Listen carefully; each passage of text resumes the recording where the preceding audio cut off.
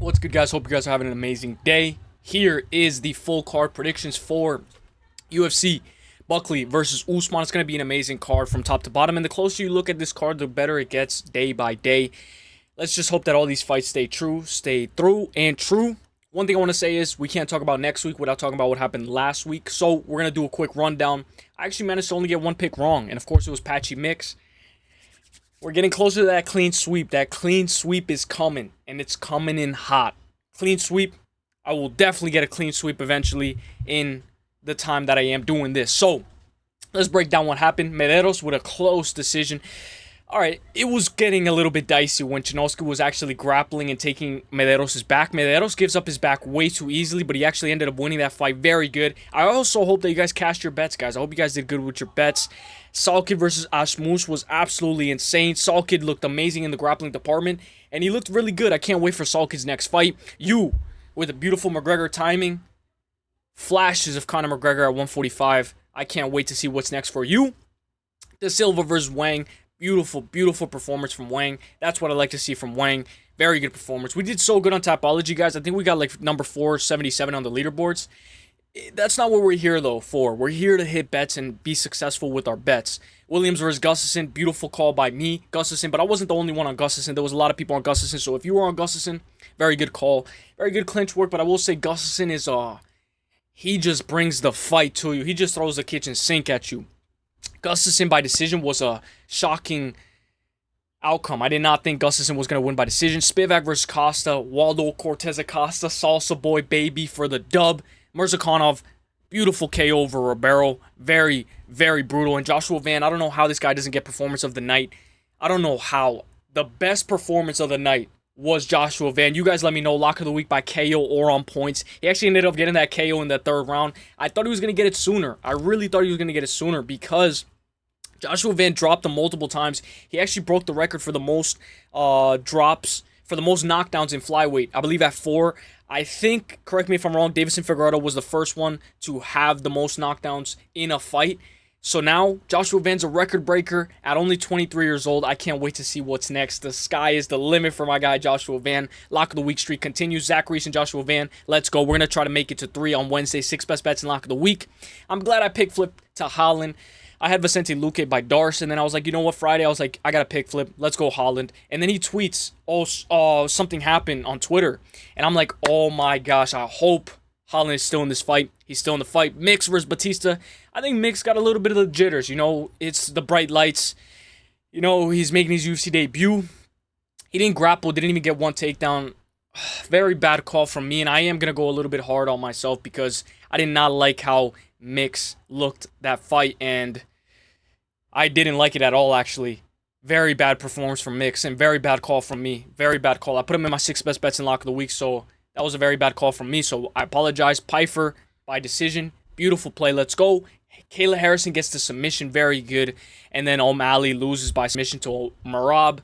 Very good. I did have that this fight goes the distance in a lot of parlays, so it did crash and burn. But that's what you get for, you know, not picking a fighter and just trying to take props. So let's go over the bets. Here we go. Yesterday, obviously I covered this because I don't want to expose my ID, but here it goes. Joe Sang-Yu by KO on points, took it out of minus 150, put a nice little light 25. Remember what I say, guys, it's better to make the 20, it's easier to make the 25 back than make a 50 back. So we put a nice little light 25 right here. Joe Sang-Yu by KO on points, minus 150 for a little bit of profit. Then right here, Marco Medeiros money line at a minus 160. I was surprised that the money line was dropping all the way down to minus 160 when this guy opened up at a minus 225, maybe even higher. So very good performance from both of those guys. I can't wait to see what both of those guys, Mark Janosky and Marco Medeiros, have next. Now we're going to get into the next one. Over 1.5, Sergey Spivak versus Waldo Cortez Acosta fight. I will say I did have that this fight doesn't go the distance. So this one was a little bit of a Hail Mary. I just threw it out there. And it actually ended up cruising. You know, I didn't really have to bite my nails. I didn't really have to worry. Nice little over 1.5. And then the last parlay, the only parlay that actually hit for the night, 7-leg parlay plus 542, because the other parlays that I had this fight to go the distance. Asman Mirzakhanov, over 2.5, Joshua Van. Bruno fight, which was a sweat. Kevin Holland, money line, over 2.5, Patchy Mix, Mario Batista, which was in the 6 best bets. It was a bonus. Joe Pfeiffer, money line. Kayla Harrison to land 1 takedown, and Marab to land 1 takedown. plus 542. Let's go, my guys. So now, let's get into the breakdown. Enough gish galloping. Let's break it down. Joaquin Buckley is facing off against Kamaru Usman. When was the last time we saw Kamaru Usman fight? Against Hamza Chimaev. It's going to be an absolute banger scrap. So we're going to break down this entire 13-fight card. Starting, of course, with Vanessa Demopoulos versus Jamey-Lyn Horth. We're not using Tapology this time. Let me know if you guys prefer this. We're using the official UFC website. One thing I will say is I don't have odds yet for Vanessa Demopoulos fight, Phil Rowe versus Ange Loosa fight, and the Wellmaker fight. I do not have odds yet up on FanDuel. They're not up yet, but later this week they'll be up. Let's go. Vanessa Demopoulos versus Jamey-Lyn Horth. This is a short notice fight for Vanessa. Jamey-Lyn Horth was already ready for this fight. She was already ready to fight this Saturday. Jamey-Lyn Horth was on this card, short notice for Vanessa. This seems like an easier fight to predict, but you never know. Jamey-Lyn Horth was supposed to fight Tezek Bleda. The fight fell through. Vanessa Demopoulos steps in. Jamey-Lyn Horth is 7-2. Her only 2 losses are to Veronica Hardy and Miranda Maverick, who we will talk about later in this fight against Rose Namajunas. Miranda Maverick has a very good fight against Rose Namajunas. Very good co-main event. Jamie has 3 TKO wins, 2 sub wins in the 3rd round, and 2 wins by decision. One of those being by split, so it's a little bit of a red flag. Jamie is she's huge for the division. At only 35 years old, she can stick to a game plan, can work. She can be open to a takedown. Jamie looks to keep this fight on the feet, work her way to a victory. Against Miranda Maverick, she did all right. Not the best, but she did the best that she could. Matched up against Vanessa Demopoulos. Vanessa is an athletic beast. She has high volume, high output fighter. She slugs it out. She eats one she gives one to eat one, and I don't really like that. She does get tagged up a little bit too much, and she has a massive hole in her takedown defense. She has a 25% takedown defense, and is on a 2-fight losing skid, losing to Jacqueline Amorim by sub, and most recently, couldn't defend a takedown if her life depended on it against Talita Elinkar, where she gave up 4 takedowns in that fight and got controlled like a wet noodle on them. She looked like a wet noodle on her back. The pick is going to be Jamey-Lyn Horth. I like Jamey-Lyn Horth by decision, or maybe even inside the distance, since she's so huge. She's probably going to bully her way to a victory. Jamie by KO or on points. You guys know I love that double chance. In instances like Zach Reese or instances like Joshua Van, when we take double chance by KO or on points, it's a little bit more safer. We're not sweating because we have the double chance. Jamie is 2-2 in the UFC. I think after Saturday, she moves to 3-2 in the UFC. Maybe the over 2.5, but this could get dicey. Give me Jamey-Lyn Horth by KO or on points. Let's go, my girl. Let's go. Now, this is going to be a banger. Now, this is a great way. Let me close this. There we go.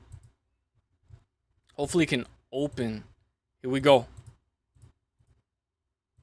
Guys, it's not...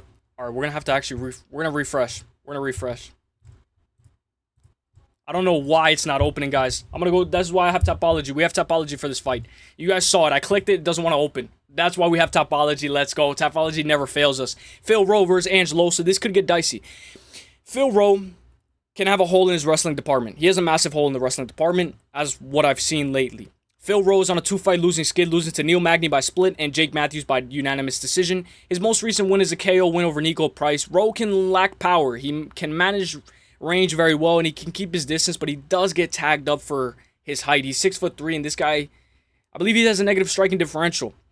He looked terrible against Jake Matthews. Matched up against Ange Loosa. I will never forgive Ange Loosa for taking the easy way out against Brian Battle and then starting a whole fight after that fight got ended by the referee. Loosa is a very powerful, very durable fighter. At only 31 years old, he can have an insane amount of power and generate so much power. He has an insane chin. Loosa has 5 TKOs in the first round, 1 win by sub, 4 wins by decision. Loosa is very explosive but can struggle a bit with forward pressure.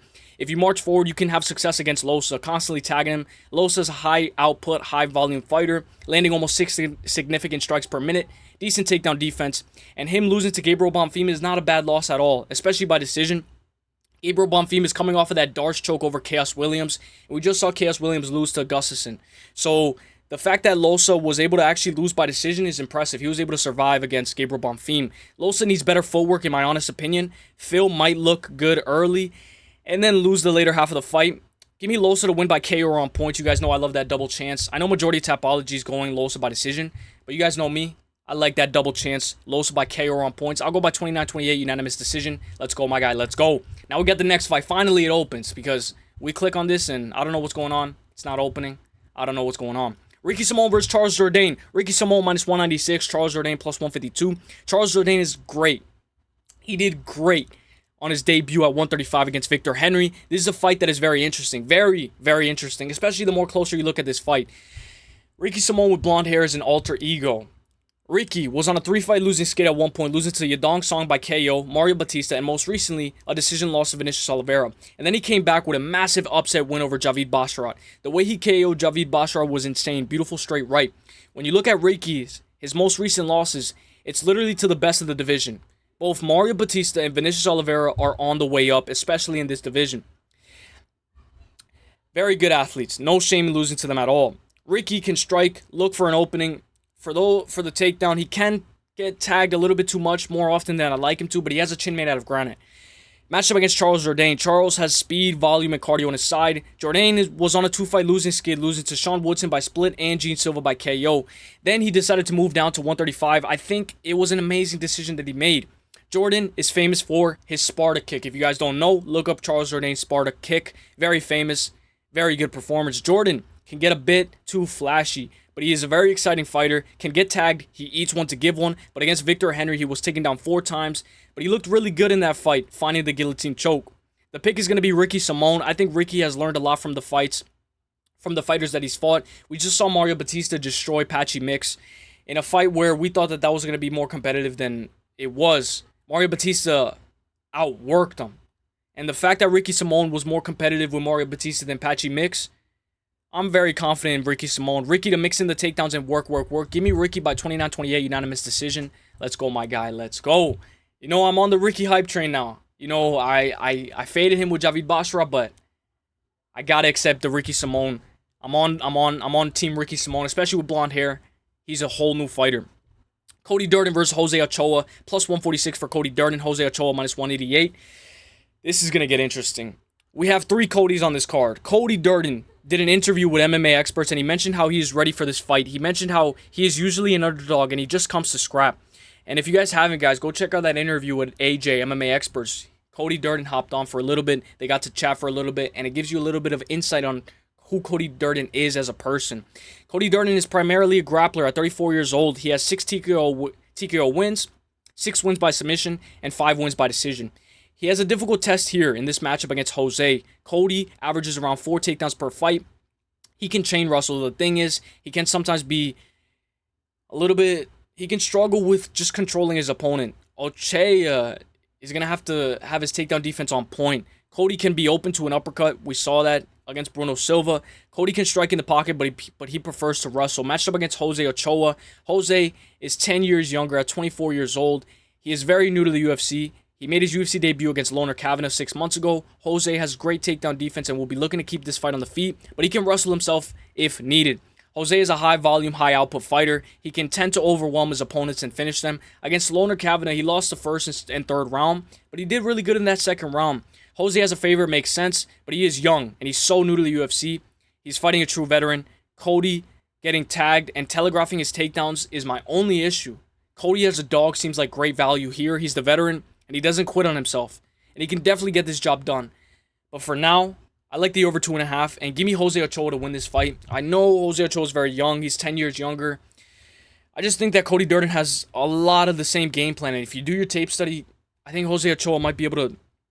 If Jose Ochoa is doing his tape study, more than likely he should expect what Cody Durden's going to come in and do. We saw Bruno Silva get controlled against Cody Durden, and then he adjusted in the second round and was able to finish him.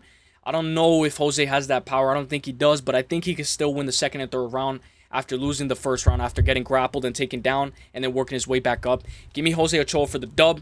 Let's go, my guy. Let's go. That's going to be a crazy fight, but not as crazy as this one. Now, some of these are not opening. Like, this one opens, but this one doesn't open, so that's why we have Tapology, baby. Tapology is way better than this UFC website, so it's a little bit of a mix and match. But I will say Tapology, I like the website Tapology more. It's more consistent in my opinion. You guys let me know. Here we go. Malcolm Wellmaker versus Kris Moutinho. This is a banger fight. Welcome back to the UFC, my guy Kris Moutinho. This is a short notice matchup for both of these guys. Wellmaker is back after his UFC debut a month ago, successfully beating Cameron Simon by KO. Man, was that crazy. Wellmaker is undefeated, great footwork, great management of distance. He sometimes can put his whole body into a punch when he throws. He has good takedown defense, and if you remember, Wellmaker was a blue-collar worker that ended up quitting his job after a successful debut. So I'm happy to see him back so quick. I like it when he's active. It's best for these guys to be active. We saw Joshua Van. This guy has been so active, and I think activity can be a it can be something positive for you. Wellmaker is coming off of his second counter KO win. First one was on Dana White Contender Series. Second one was his UFC debut against Simón. Kris Moutinho is back in the UFC after getting cut, after losing to Guido Canetti. Correct me if I'm pronouncing that wrong. Due to a super early stoppage. In my honest opinion, that was a way too early stoppage. Kris Moutinho, I don't know what that ref was doing. Early stoppage, a little bit of bad luck. You're dealt with a bad card. Sometimes it happens. And then he managed to put together a 5-fight win streak, finishing all 5 of his opponents inside the distance. Welcome back, Kris Moutinho, to the UFC.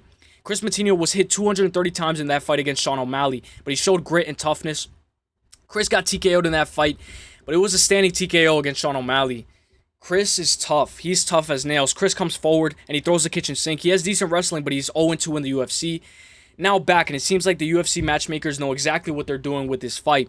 Kris has momentum on his side. Wellmaker at only 31 years old, making a quick turnaround. Give me Wellmaker by KO on points. I even like Wellmaker by decision, just in case Kris is just way too tough.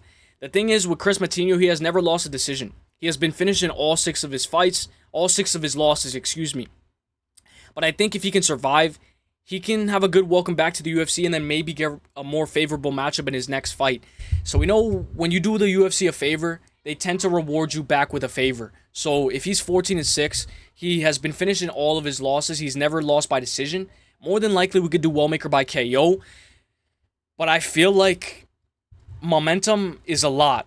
So I can see Wellmaker winning a decision as well. Give me Wellmaker by KO or decision.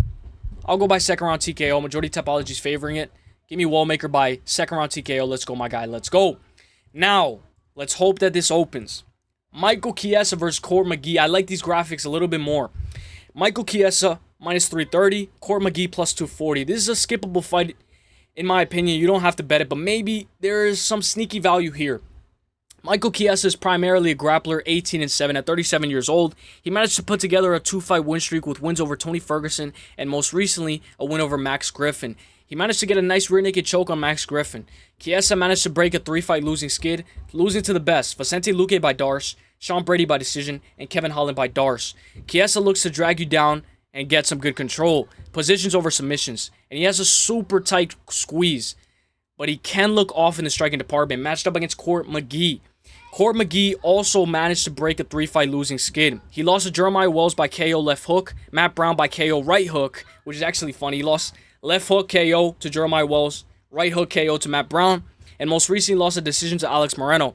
Then he beat Tim Means with a great submission neck crank 3 minutes and 19 seconds into round 1. Court is 11-12 in the UFC, has a lot of octagon time and experience. Court is pretty durable, very well-rounded, and has showed a new wrinkle in his game in the grappling department. He has 11 takedowns in his last 6 fights.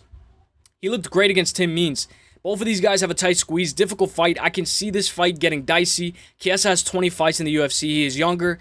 Court has 23 fights in the UFC, but it's 37 versus 40.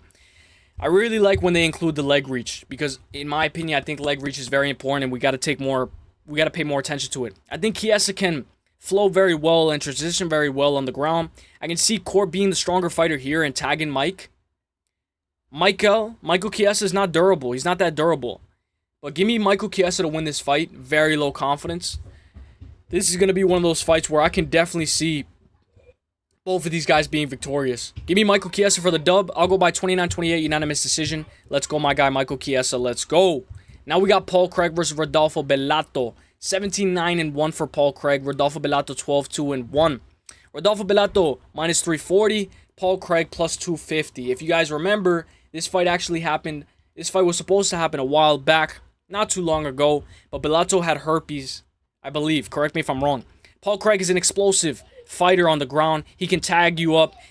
He can get tagged up pretty easily as well. Usually gets beat up and then he comes back with an impressive sub win. Paul Craig is 1-4 in his last 5 on a 3-fight losing skid, losing to Brendan Allen by rear naked choke, Kyle Brawler by KO, and most recently lost to Bo Nickel by decision, which is a massive red flag, losing to Bo Nickel by decision. Paul Craig is 9-9 in the UFC, only man to ever beat Magomed Ankalaev. Paul Craig has 9 subs in the first round, 2 subs in the second, and 2 subs in the third. This guy's a submission specialist. Paul Craig is back at 205 pounds. Rodolfo Bellato is a bit messy. He got 10-8'd by Jimmy Crute, and we know Jimmy Crute is an absolute garbage can, in my honest opinion. Jimmy Crew dropped Bellato badly in the first round. Bellato ended up surviving and winning the second and third, and he ended up getting a draw out of that. Bellato each one to give one. I will say Bellato lost to Vitor Petrino twice. He got KO'd the first time in 25 seconds. Then he ate a left hook to ground strikes the second time, and he lost to Vitor Petrino. Losing to the same guy twice is a massive red flag, but it happens. Paul Craig can easily be in a position where he's on bottom, and then boom, he wraps up a triangle or he snatches up something. I don't want to say Bellato is chinny, but it seems like he can be very open to just getting hit very easily. Bellato has 4 TKOs in the first round, 3 TKOs in the second, 4 subs in the first round, and 1 win by decision. The fact that this guy Bellato only has 1 win by decision is absolutely atrocious. Bellato to win by KO or submission. Give me Bellato to win this fight inside the distance. I really want to say Bellato by KO on points, but for some reason, guys, I just feel like Bellato is going to be able to win this fight by KO or submission. Give me Bellato by KO or submission inside the distance. Let's go, my guy, Bellato. Let's go, my guy. Let's go. Alonzo Menifield versus Oumar Sy. This is one of those fights where it's going to get dicey, but I'm glad we got some very good fights right here. Alonzo Menifield plus 330. Oumar Sy minus 480. Oumar Sy and Mansur Abdul-Malik fighting on the same card is great. Can you imagine if Oumar Sy and Mansur Abdul-Malik eventually fight each other while both being undefeated? One can only dream. Oumar is 2-0 in the UFC, a heavy-handed athlete with 4 TKO wins in the first round, 3 subs in the first round, 1 sub in the second, and 3 wins by decision. He is a 6'4", and he uses his height and reach and management of distance to his own advantage. Oumar can wrestle very well, and the fact that he's been the distance before means that he's a little bit more experienced and he's better. I like it when they go the distance because they've had that experience and they had the full 15 minutes before, and they're not just a finish or be finished fighter. He's a great addition to the UFC. I love watching Oumar fight, matched up against Alonzo Menifield's fight IQ can be questionable. Who remembers when Alonzo Menifield just ran right into Carlos Ulberg and he got knocked out in 12 seconds? Alonzo Menifield has some of the worst fight IQ in the UFC, in my honest opinion. He's coming off of a split decision win over Julius Walker. That fight was so sloppy. Alonzo is a killer, be-killed fighter. Give me Oumar by sub or KO. Oumar Sy to win this fight inside the distance. I'll go first or second round. Oumar can do it all. I like Oumar Sy. I'm going to go Oumar Sy by KO or submission. I'll go by first or second round inside the distance. Let's go, my guy, Oumar. I will say, if he can get a KO win over Alonzo Menifield, this is going to be a great card. A great card. Already on paper, it looks great, but we know that sometimes they don't tend to perform as good as they look on paper. Mansur Abdul-Malik versus Cody Brundage. Mansur Abdul-Malik minus 590, plus 390 for Cody Brundage. RIP, my guy, Cody Brundage. RIP. Cody Brundage, at only 31 years old, has a very decent resume. At 11-6, he is 3-1-1 out of his last 5 fights. The UFC knows exactly what they're doing with this matchmaking. Cody can wrestle. He has an amazing slam TKO win over Zach Reese. Cody's coming off of that KO, that crazy KO win with a right cross to ground punches against Julian Marquez. The fight was an absolute war, and Cody Brundage was an underdog against Julian Marquez. Cody can wrestle. He averages 3 takedowns per 15 minutes. Cody has very underrated power. He can eat one to give one, and he can be very open to getting tagged. Cody's a high-level wrestler looking to go to war here. Matched up against an undefeated prospect, Mansur Abdul-Malik, an insanely elite wrestler, college wrestler, Division I wrestler. Mansur is a very heavy-handed, very good timing on his takedowns. Good 1-2, great control, massive elbows once on top. His most recent fight against Nick Klein got super dicey, very quick. He was struggling early and ended up facing adversity, winning that fight by brutal KO in round 2. Undefeated fighter in 2025 can get sketchy, especially in 2025. But I really like Mansur Abdul-Malik to win this fight. We got a lot of undefeated fighters on this card. I like Mansur Abdul-Malik to win this fight inside the distance. His last fight, he almost got fraud checked by Nick Klein. The pick is Mansur Abdul-Malik by KO or on points. Double chance is a lifesaver. Mansur to successfully keep his undefeated record and finish the fight inside the distance, take Cody down and rain elbows from above. Mansur by KO round 2. Don't get crazy with Mansur, because sometimes he, with that Nick Klein fight, it was a little bit sketchy. I'm going to go, okay, Mansur, do not get crazy. You can wrestle your way to victory, take this guy down, rain some elbows from above, and beat the shit out of Cody Brundage. Give me Mansur Abdul-Malik by KO. I'm going to go by round 2 TKO. I'm going to go by a ground and pound TKO after he takes down Cody Brundage and he lands some vicious elbows from above. Give me my guy, Mansur Abdul-Malik, inside the distance. Let's go, my guy, Mansur. Let's go. Cody Brundage versus Raoni Barcelos, guys. This is going to be an absolute banger fight. Cody Garbrandt, sorry, I said Cody Brundage. Cody Garbrandt plus 126. Raoni Barcelos minus 162. This is a fight. This is a good fight. It takes two to tango.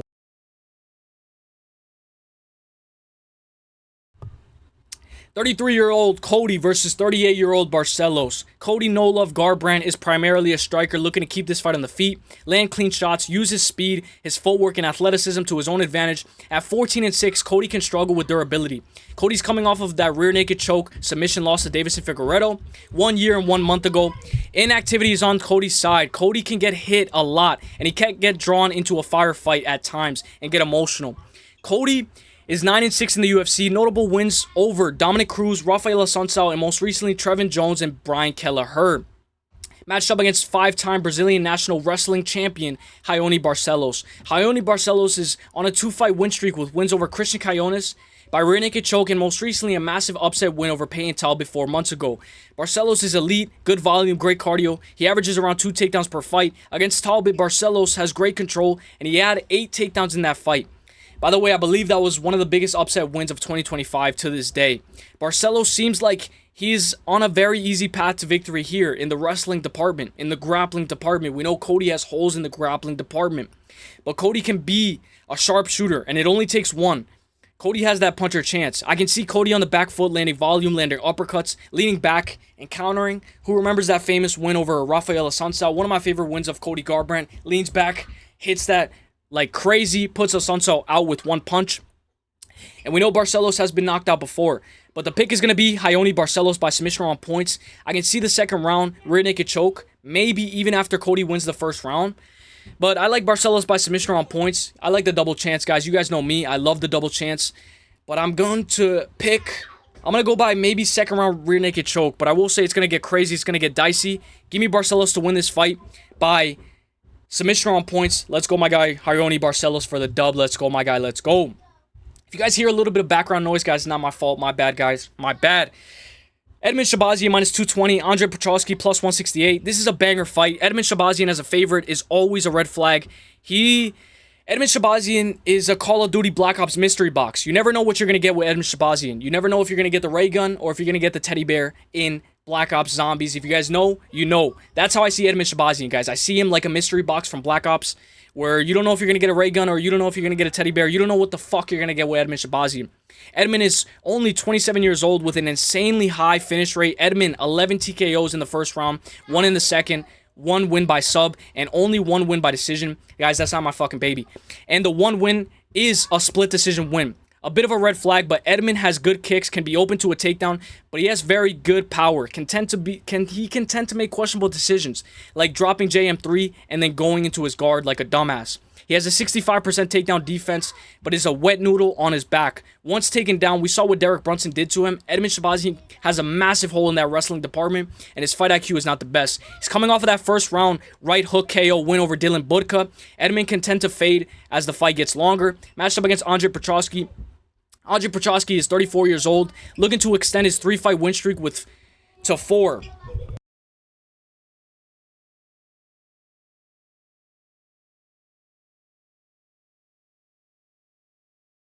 With wins over Josh Frem, Dylan Budka, and his best win yet, Rodolfo Vieira. Andre Petrosky is a great wrestler, good striking, good power, sets up his takedowns, and has great timing mixed in with great BJJ. He had a lot of success against Rodolfo Vieira. Edmund, as the favorite, is something I don't mind skipping. I can remember more times than not Edmund losing as a favorite than him winning as a favorite. Edmund is the pick, but very low confidence, 1-800-GAMBLER type of fight. Edmund by KO on points, but this feels like a 1-800-GAMBLER type of fight. And there's nothing wrong with skipping this fight, guys. There's nothing wrong.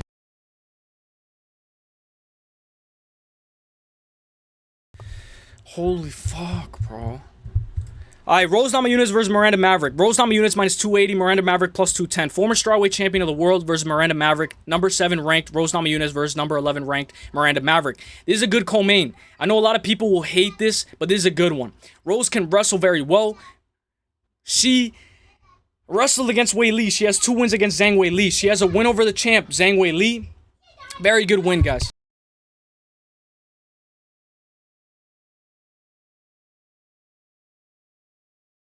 At 13-7, Rose can struggle at 125 with fighters who are stronger than her and have more technique in the wrestling department. As seen in her most recent outing against Erin Blanchfield, Rose is 11-6 in the UFC. She managed to beat Amanda Ribas and Tracy Cortez both at 125 and both by decision.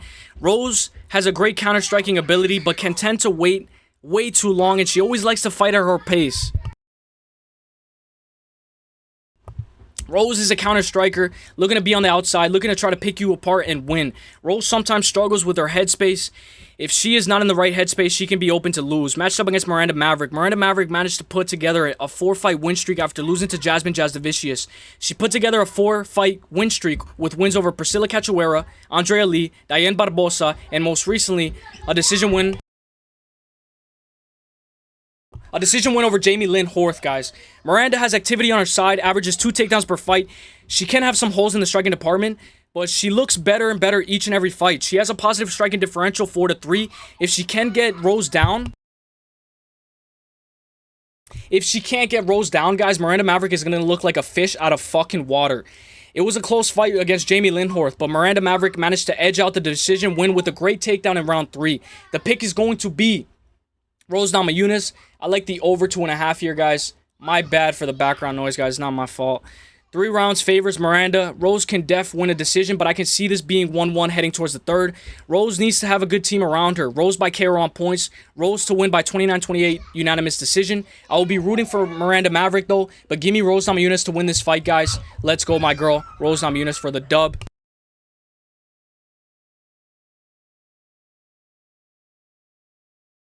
Kamaru Usman versus Joaquin Buckley. Kamaru Usman plus 200, Joaquin Buckley minus 265. An absolute banger matchup. Main event, boys and girls. Kamaru Usman has been out for a while. Feels like so long since Usman has been back. 1 year and 7 months since Usman's last fight against Hamza Chimaev. Usman is on a 3-fight losing skid, losing to Leon Edwards by fluke KO. Leon Edwards is a paper champ. Lost again by decision to Edwards Scissorhands, and then he lost to Hamza Chimaev by decision. Usman's most recent wins are Colby Covington and Jorge Masvidal. Former champion, multiple-time belt defender. Usman is a great wrestler. He can have a jab like a piston, great takedown defense. Usman has 18 fights in the UFC with 59 takedowns and 6 title defenses. Usman can do it all. Just Father Time gets to us all. Bear with me, guys, because the background noise is going to be fucking loud as shit. And I hope Usman's knees aren't cobblestones. This fight is going to be crazy because we know Buckley's going to blast those low kicks. He's going to be blasting the body kick. He's going to be blasting the low kick. Matched up against Joaquin Buckley. Buckley is an explosive powerhouse at only 31 years old. He is 11-4 in the UFC. Looking to extend his win streak to 7 wins in a row with a win over Usman. Buckley has 4 TKOs in the first round, 8 TKOs in the second, and 3 TKOs in the third. He has yet to have a submission win. He has 5 wins by decision, and 2 of them are by split. Buckley has great forward pressure, can tend to build momentum like a snowball, almost like a ticking time bomb, waiting to go each second. It gets closer and closer and closer to your chin until eventually Buckley catches your chin and he puts your lights out. He showed that on full display against Stephen Wonderboy Thompson. Buckley's coming off of a TKO win over Colby Covington. He outworked Colby. He showed great takedown defense, and he managed to make Colby's face look like a bloody mess.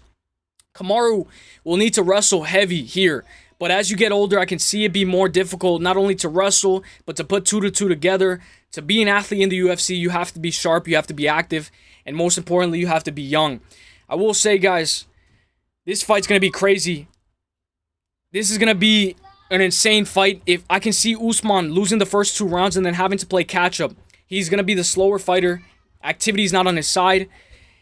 If we were to take this fight back a couple of years back, it's way more competitive. But we are in the big 2025. Buckley's going to be the pick. I like Buckley moneyline. Buckley having wins over Wonderboy, Colby, and Usman would be an insane resume to have.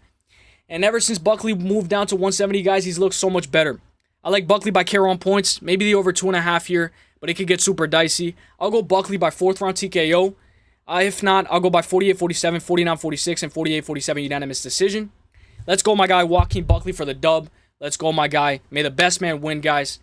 Without further ado, guys, the pick is going to be Buckley. I like Buckley by KO on points, guys. I hope this was a good breakdown, guys. I hope it wasn't too loud, guys. I hope there wasn't too much background noise, too much gish galloping in the back.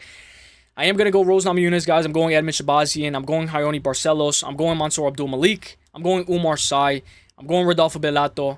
I'm going Michael Chiesa. I'm going Wellmaker. I'm going Jose Ochoa. I'm going Ricky Simón, Ange, and Jamey-Lyn Horth for the dub. I hope you guys enjoyed this one, guys. Let me know what you guys think, guys. Let me know what you guys think. Let me know who you guys got. Let me know. 6 best bets in lock of the week on Wednesday, guys. Stay tuned. I'll see you guys in the next one, guys. The best is blessed, baby. And my bad for the background noise, guys. It'll be better next time I come around. Let's get it, baby. Some things are just out of my control. I'll see you guys in the next one. Peace. Hey.